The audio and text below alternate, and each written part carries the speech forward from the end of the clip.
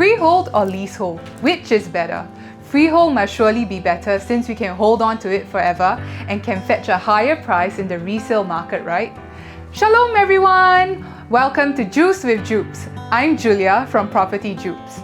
Today, I'm going to be comparing a number of projects in the different areas of Singapore to show you some juicy data as I've observed that there are different behaviours towards leasehold and freehold in the different districts of Singapore.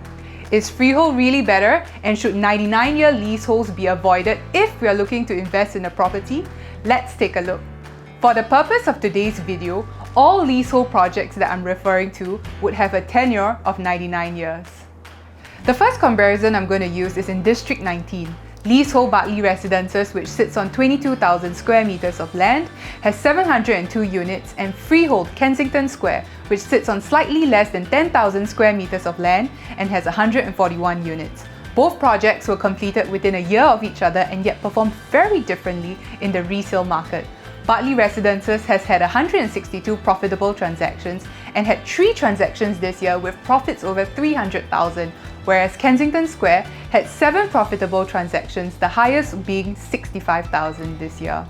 In this case, the one with the larger land size performed better despite being a leasehold. As you can see, in the mass market area, buyers are drawn towards bigger developments for the amenities and facilities. Moving over to District 20, Thomson 3, 99-year leasehold, and Freehold 311. Both properties were completed about 5 years ago.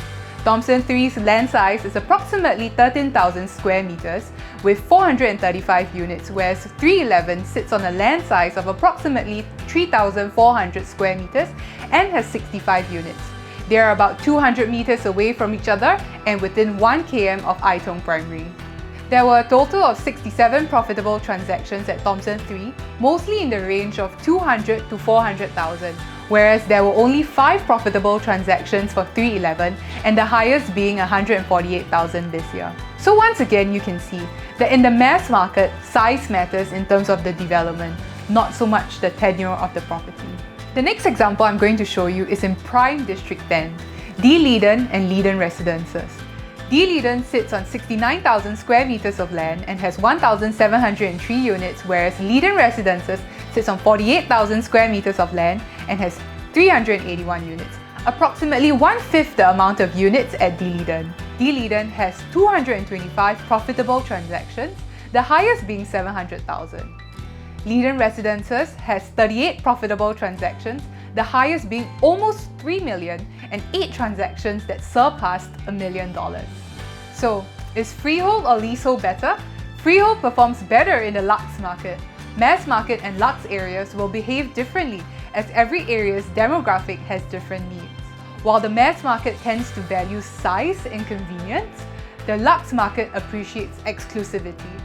So, in answering the question, is freehold or leasehold better? What's the most important thing we need to understand?